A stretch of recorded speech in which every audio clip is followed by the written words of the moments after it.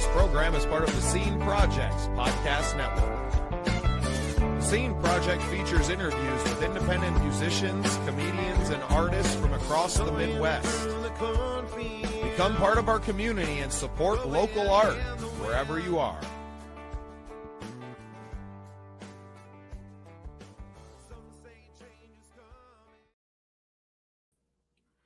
Welcome into another exciting episode of The Scene. I'm your host, Bubba Startz, and today it is my pleasure to introduce Alix and Cam from Chart House Studios. Welcome to the show, guys. Yo! I gotta say, I love that intro. Absolutely vibey. I love it.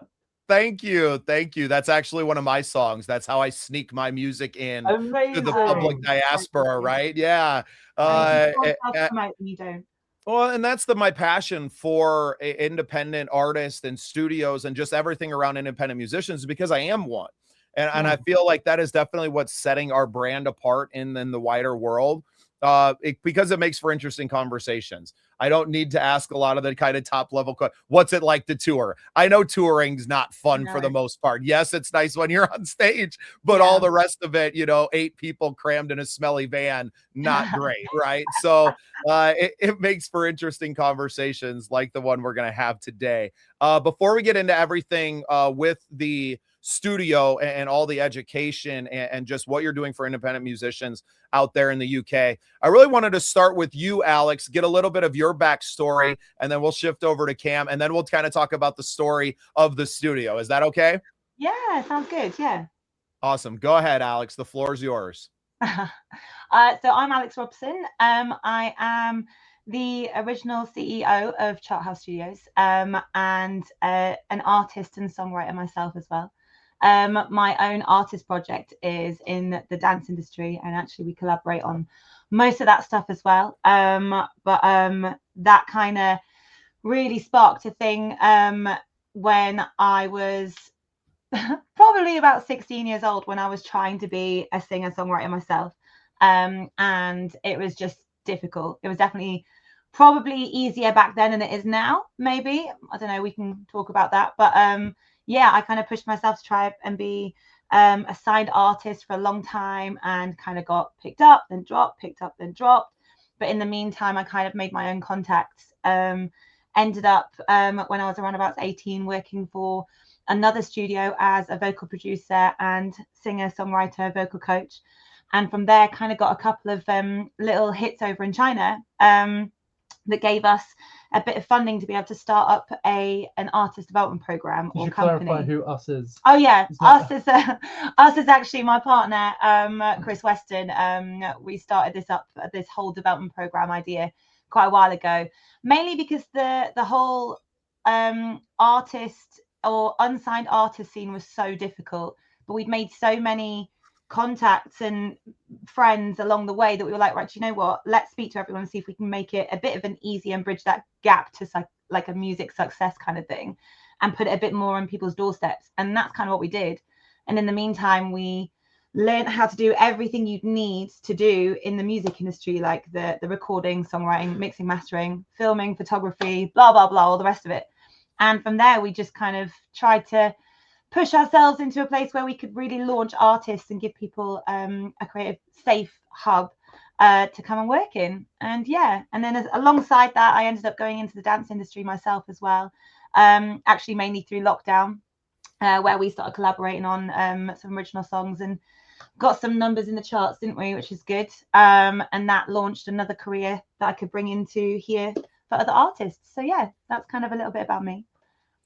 Yeah, how incredible that I don't know if it's better or worse right now, or easier or harder, but it's definitely different, right? I graduated high school in 2004, and at that time, kind of hitting the road, I went out and just started playing my guitar on the street corners, and I've floated through Los Angeles and things, and it was about, oh, well, you're going to get discovered. You got to be in one of these cities to get discovered. And now with the internet, you don't need that at all, right? Exactly. So I think the avenues of getting there, but there's also there's so many more artists because the barrier to entry is so much lower. So there's more noise, and separating yourself from that noise is maybe harder, but it's never been easier to create art and to get your songs on a tape, because I was paying for studios that I couldn't afford back then, right? I think it was like $250 an hour or something that I was paying in the, you know, late aughts. And there was just like always this massive barrier for an independent artist that wasn't making any money with their music to even just get a demo recorded. And now we could record demos at home, or people can record demos with AI. You don't even have to play an instrument. You need a phone. You need a phone, and you're good to go pretty much. So yeah, it's crazy. It's so wild. I don't know whether it's actually easier or harder.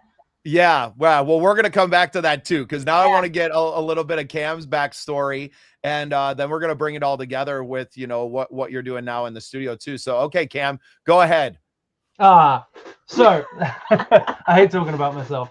So my name's Cameron, you know that.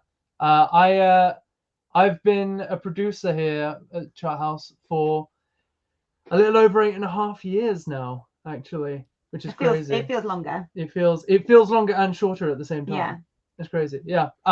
So you know, I mean, I've lived less life than you guys. I'm a little bit fresher to the industry. Don't take it that way. So you know, did he just call us old, Alix? Yeah, he did. Yeah, really sneakily. How dare you? I didn't call you old. I called myself young. Thank you very much. You know, when I was in school, I was like every other kid with long hair who played guitar. I wanted to be a rock star, and I wanted to be you know, I wanted to be Dave Grohl. I'm not going to sugarcoat it. I wanted to be Dave Grohl until recently, I suppose. But I really, like, when you're in school, or when I was in school, I don't know about you guys. Didn't have school back then. Yeah, back in the day when you rode the horse. Yeah, no, the shots just keep coming from this guy, huh? That's why I normally do all the talking. It's British dry humor. I do apologize. You know, everyone was like, make a backup plan. You got to do, you know, other stuff, yada yada yada. But I knew when I was 13 or 12 that I wanted to be in the music industry. I didn't care what I was doing in the music industry. And at that point, it was, you know, I had a great teacher actually in secondary school who said, which I guess is, what's secondary school in America? It's not high school, is it? Is it? I don't know. I think so. Yeah. Yeah, maybe. Yeah, I don't know.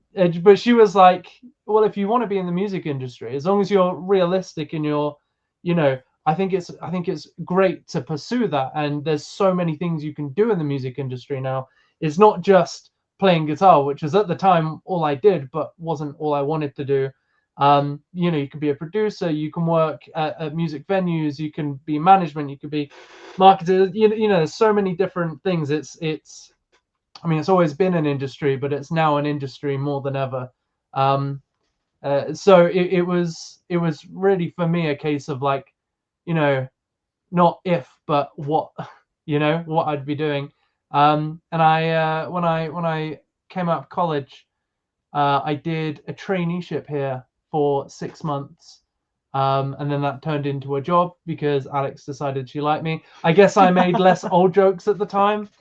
Maybe, I don't know. You also had an afro, and that really sold No, I didn't have an afro. I was growing my hair out, and it was anyway. I'm not going to bring that up because you'll ask to see a picture, and I don't want to. No one should be exposed to that. But yeah, and then I've just been developing my skills, and you know, I guess the direction I decided to go in was production, which is what I do now here. And you know, I still play guitar a lot, but that is kind of up to date. Yeah, so you've really grown up in the studio. Yeah, pretty much. Yeah. Well, I'll tell you what she saw. It was the passion. It was the passion for what you were doing, and that's obviously what Alix and what was your partner's name that you started the studio with? Chris. And obviously that's why you started it, being passionate individuals yourself.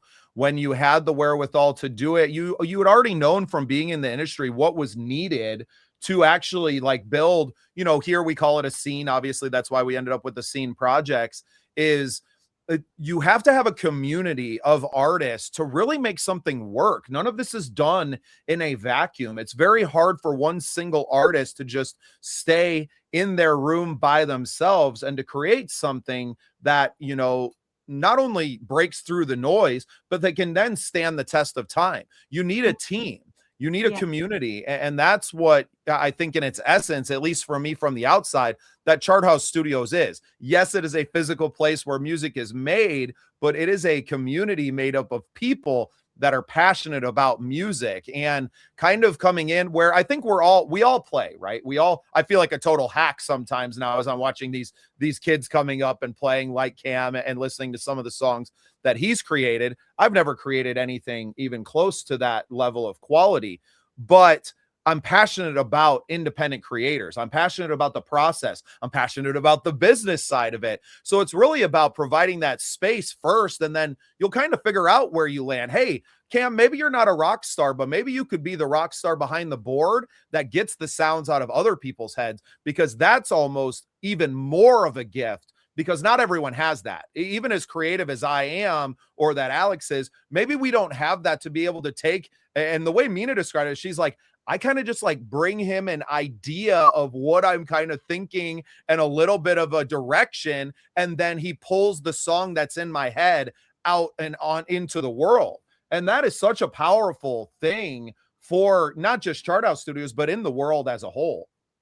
Yeah, I think there's one thing that I think Cam has kind of missed out that is probably the vital part of the studio and of him, is that I think we all massively love what we do, and we all have a passion for it. We all have a talent and a natural thing of like, I want to do this, and going, we all do this. You know what I mean? Whatever's going on in here, we have to do this.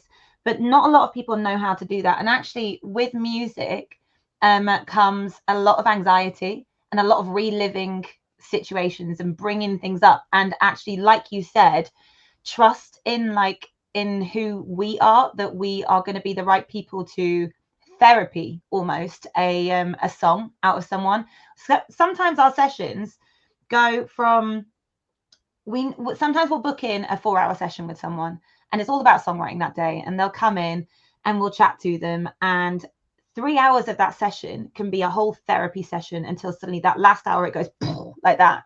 And one thing that Cam in particular is extremely good at, I think we both are, but I think this is the reason that I think Cam has lasted in my studio as long as he's lasted, or actually become my best friend and family, is I think he's extremely empathetic. He's been through a lot in his own life. Same with me, as you know, even though he hasn't lived as long as me. The thing that he has managed to do is go, I completely relate and I completely understand, and be a safe place for someone to come and be like, here's what I'm feeling at the moment. This is what I want to talk about. And then actually let them open up to talk about what they want to talk about, and then go, here we go. Here's what you're getting. And then the amazing talent that Cam has is being able to go and it sound exactly what they've got in their head without really hearing an awful lot. Well, now I feel bad for calling you both old. Well, you should do. You've both flattered me. You should do. You should feel bad about it. Yeah, I mean, I like on your note about therapy and therapizing the clients, it does feel you know, there's a lot of imposter syndrome in being a musician. Like you say, it's all anxiety. Yeah. And never more have I felt that imposter syndrome than when I've been both the producer and the psychiatrist of the client. You know, yeah. I'm definitely not qualified for that. No, but you say that, but that's exactly what we end up doing, isn't it? Like I think that the good thing about the thing that I personally have always wanted to strive for in the studio, or for my company, for Chart House, is that if we were to take you for a tour around the studio, it's pretty much a house. Like, we've made it really homely, even though it used to be a little boxing arena. But what I wanted to do was I wanted to make this studio somewhere that people could come and feel at home, and also, rather than it being a business, it being somewhere they could they could be a part of the family and be friends. And that, because that's how you get the best out of somebody, is when you can bond and have that trust and just sit and cry or talk or shout or like sing. And you have to be your worst in the studio sometimes to get your best. And that's really scary to do, because as a singer or as a musician, the only thing that you're coming out with is something that you've learned, and people don't like being wrong and people don't like looking bad. And so being those people that people can look bad in front of so they don't have to do it out there, that's what I was trying to create. And I've been through an awful lot of producers and vocal coaches until I've eventually found the people who have gone, this is my family. And interestingly enough, I was talking to my sister about this yesterday. She, on a slightly different note, she runs a dog walking company, and she was doing it with a friend, and her friend has moved away. And now what she's ended up doing is she's sitting there and she's lonely and she's sad, and she's like, I don't know if I want to do this anymore. And she was like, I don't know how I'm meant to proceed, like moving forward. How do I make this better? And I was like, do you know what you need? And it just opened my eyes up once again to what we've managed to create here, which is a complete family of, like, you know, we're not blood, but we've made that connection with each other, but also all of our artists as well. That's one thing that Mina said, is she's come in and she's like, I feel like I've literally got a new family around me. So, which is really sweet. I didn't know she said that. That's adorable. Yeah. So that's kind of what we try to do. I think it comes out in the music then, right? I have a t-shirt that said music is what feelings sound like. And all of my songs have been, Tears on the Page, or, you know, a new song of mine called True Meaning is literally just an apology letter to my wife for being an asshole. You know, and so it's, you know, a very vulnerable place that we as songwriters are in. And Chart House, while charts are in I think the best songs are built from a place of, I'm just trying to get this feeling out, not I'm trying to get this song to go viral or to be #1 on Billboard. Like, good songs just go there because the feeling that it emotes from the people that end up hearing it. Now, we can talk a lot about the back end of that and the distribution and the work that it takes to get a song heard, but the right song in the right moment can change your life. Oh, completely. And for the songwriter, you know, being all three of us have had those moments where it was like, oh, I got that story out. You know, podcasting in a lot of ways has become that to me as well, where I'm able to like tell these stories and to put them on tape and then to just leave them. I don't have to tell that story anymore. Or now when I sing it, it becomes something else, because now it's helping someone else to cope with that feeling of whatever it is. And I think, you know, musicians and songwriters, especially inside of that, are empathic people. And it's a beautiful thing that you've built, because I think that gets heavily overlooked by most people that want to start a studio. If you're starting a studio, and I don't like recording in places that feel very sterile, right? Like if I walk in and it smells like a hospital and it's fluorescent lighting and it's just like all the things that makes me tense. I don't like you that. Describe my bedroom. That doesn't surprise me, Cam. I just walk in like American Psycho, wash my hands, do my facial skincare routine. But that's also what makes you a clinician and bringing out these songs with people. You obviously have a very analytical mind. I think most producers do that are able to create on this massive level that you are, and the layers of music that you're putting together. So it's awesome that you also have the emotional intelligence to be able to bring that to the setting of the songwriting, right? The recording process, the making of the music can actually be very easy once you know what story you're trying to tell. Yeah, completely. 100%. I've definitely worked with people in the past who are very emotionally closed off, and it makes it so much more challenging to actually like come out with something that is good, you know, because like you can work on a song and go, yeah, okay, cool, that's a song, but if your heart's not in it, and it's difficult to put your heart in it if everyone's hearts is not in it, you know, it just, you know, there's a soul that's missing in music without that, you know. Yeah, but I think one of the best things is that we sometimes it's really difficult to communicate. People these days in particular find it so much easier to type or hide behind a screen and communicate that way. And say nasty things to each other. Oh, so much easier, isn't it? So much easier Yeah. to hide behind a screen and seem like you've got confidence to say what you want to say, or worse, or whatever.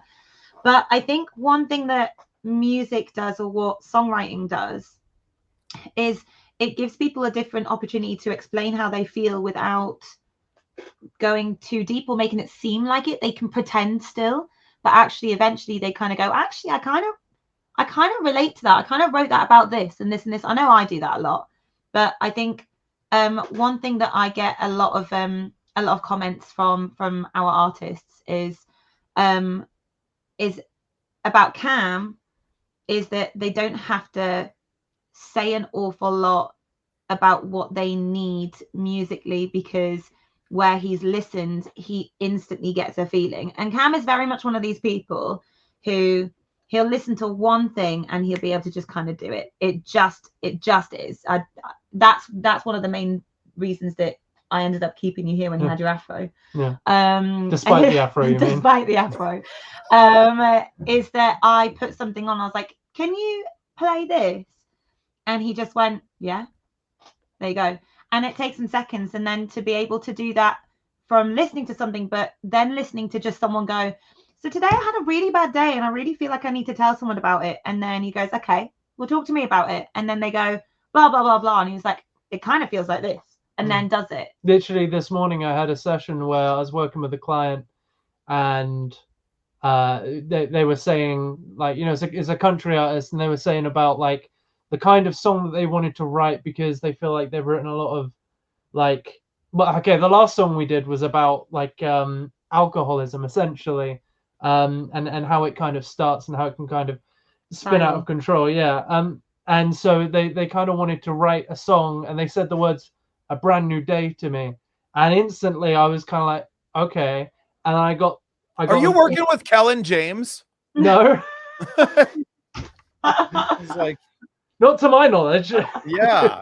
Just like, I only know like 7 people in the UK, and I could have swore that was one of his new tracks. So there you go. You'll be hearing another one out soon, then, I'm sure. Yeah, well, that's okay. Yeah, no, but it's like, you know, I just got an idea in my head, and you know, sometimes it's like, are we allowed to swear on this? Do you prefer not to? No, go ahead. Okay, so sometimes it's a bit of throw shit at the wall and see what sticks, but like sometimes, especially in those moments where you get an idea and it's like, hang on a sec, stop talking, let's start. I think we have it now. I think we have it. And then I start piecing together like a rough, scrappy idea, and then they're listening to it and they're like, that's exactly it. It's weird how that happens, but it literally does just happen like that sometimes. Yeah. Well, and what it is it's an energy. Everything is energy. And what I think is so cool about the studio and the space itself, the physical space, is that it's like a tuning fork, right? It's able to capture that, and everybody that steps in there is able to feel that vibration that it has. That's why probably a place like Abbey Road, obviously, had that power, right? There are these places on earth that have that power and that magnetism, and you know, it's magic. There's no other way to do it, but you can tune it, right? And especially a place that you said it was an old boxing arena. Think about the emotion that has been housed in here, all of the anger and pain that has been housed inside of that building as well. And it's also been a place where young men and women were able to turn that pain and anger into something physical, right? And then to walk away feeling better. So in some ways, the building was already doing this in a different way before it was a music studio. And I think that's extremely powerful as well. It is, and it's really interesting because I didn't actually know it was a boxing arena before it was a studio, and that explains why I want to punch everyone who walks through the door. it clicks now. I get it. It makes sense. Thank you, Bubba. You've solved my life. I appreciate that. I was paying a therapist £80 an hour for what? Go make some music, and your therapy might make a hit. Right? Yeah. A hit. Us Americans can be witty too, Cam. Yeah. Yeah, you Same with us old people, you know. Oh, I hope that I get the chance to come across the pond and to work with you guys and to be in the studio and to so much of my life. You know, I spent 20 years kind of chasing a dream. I spent the last 5 years pretty much telling myself that it was over. I had resigned myself to like, okay, I'm going to work in this factory and that's just my life. And after 5 years of that, I was absolutely miserable. I was drinking more than I ever had. I was so sad and depressed and angry. And I realized that I'm not as old as Cam thinks I am. And that there's a lot of, well, the retirement age now in the United States continues to climb. And I realize that like in some ways I'm just beginning my career. So if I'm just starting and I have another 40 years of working ahead of me, I'm going to do something that I enjoy doing. Exactly. Right. Yeah. And what I've always enjoyed was music. And I thought I was quitting my job at the factory back in 2024 to be a rock star. I had a bunch of gigs booked. I had some tours and some 5-6 day runs and some big ones at a, you know, amphitheater, open it up for some national acts and, you know, in front of a few thousand people. And once I had done it, I was just kind of like, okay, that was fun, but it wasn't as big as I thought it was going to be. Now, maybe performing in front of 50,000 would be different, but there's a lot of work to go from like an opening act in your hometown for a few thousand to touring the country for 50, 60,000 people in an arena, right? Or in a football stadium. And I playing the bars and 6 nights a week. I don't drink. I didn't have it anymore. I was like, I don't want this. I don't want this as bad as I need to want it to make it work. Now, I still wanted to record my songs, and I've been very blessed to work with a studio. Shout out to Cottonwood Recording in Rapid City, South Dakota. My good buddy, Tom Freer, who I've known for decades now, and some really talented people that helped me get some of these songs out that I've only played live for decades. Right. They've only been able to hear in that. And now that they're out and on Spotify, but I'm not necessarily in it for my own songs. It's why at the same time, the podcast just kind of happened. I had done my, you know, tour as a new single was coming out. And in my friend's home studio, I'm looking around. I'm like, well, I have that microphone and I have that computer and I have that camera. And I was like, I have a podcast, don't I? He's like, you definitely do. And he gave me a little Zoom P4, which is a little digital recorder with 4 XLR plugs on the back of it. And I just started showing up at music festivals and anywhere where I knew musicians were going to be, award shows. And now that's grown to bringing cameras with us to these things. And we were at the Grand Ole Opry House working last November for the Josie Music Awards. We won the Content Creator of the Year Award from the Midwest Country Music Organization. We formed more communities and I've seen now what the award and the recognition has done for me. It's allowed me to have a really nice introduction. Hi, I'm Bubba Startz. I have an award-winning podcast, has a nice little ring to it that gets people to listen. Right. Yeah, it's no longer, I just have this something. So now we've developed with some friends of ours, the Midwest Talent Awards, which will be held in Detroit in March. And so many other things that have happened in between this that are starting to take shape of what the future of my life is going to look like. Right. Yeah. And studios like Chart House and others that we've been able to work in and work around are such a huge key to that. And not just the space in the studio that you have, but the community that you're building, the education that you're offering to these people, the therapy that they're getting a hell of a discount on, and everything else around it. Yeah. I mean, that's incredible. You've achieved so much and you've absolutely smashed it. So it's a privilege to talk to you, honestly. And you're only in your late 60s, man. It's great. Oh my God. Cam, I'm gonna punch you when I meet you in person. So in the studio, mate, it has that effect on people. I'll quite happily. It must be that face. We've actually just been nominated for an award as well down here for the Portsmouth Music Awards to start off with, which is fantastic. Nice.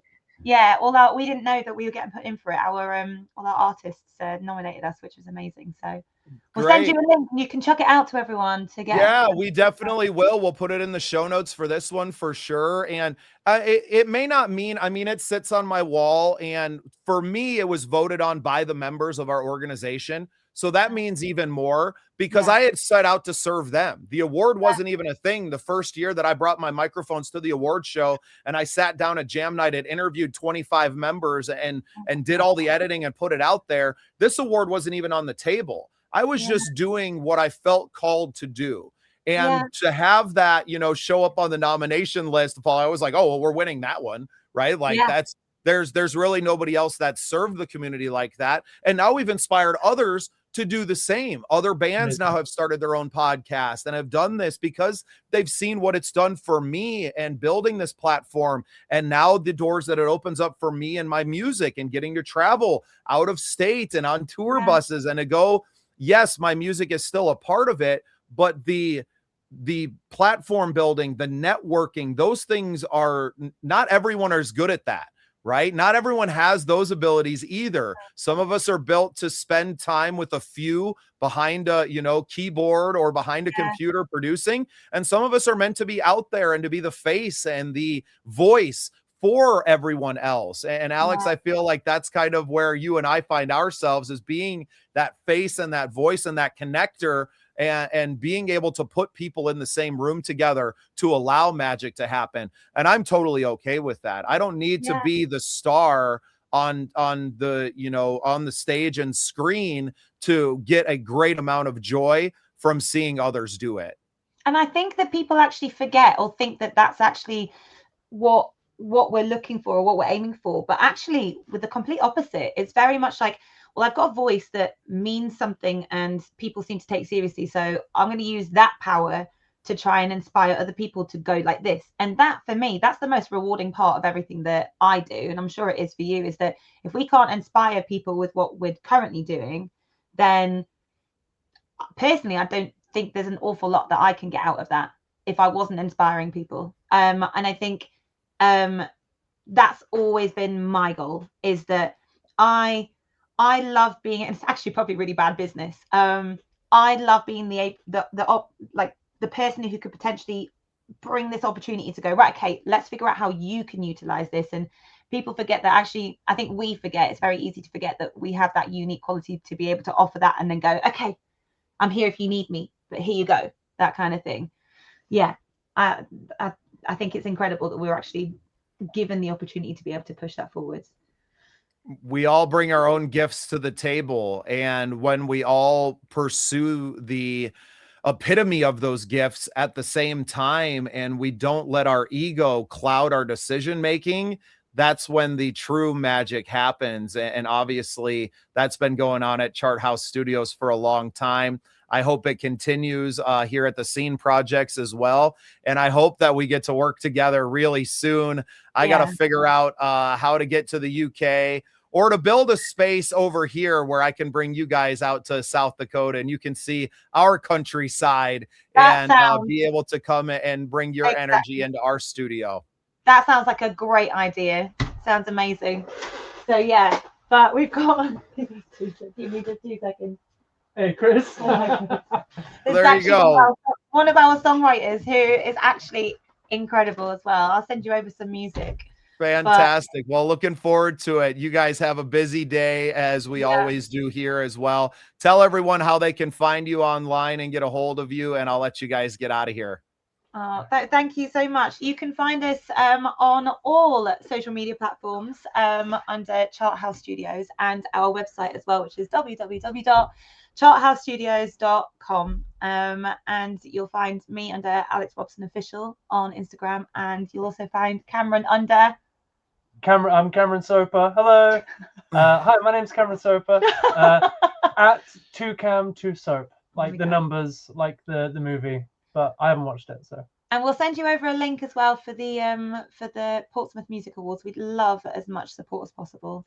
I love it. If you ever want any of our artists to come and chat to you, we've got some incredible singers and songwriters. Bunch of them, yeah.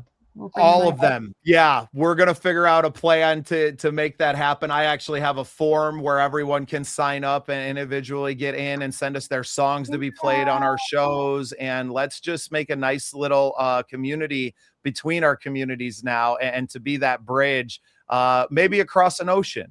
Yeah, sounds like a great idea.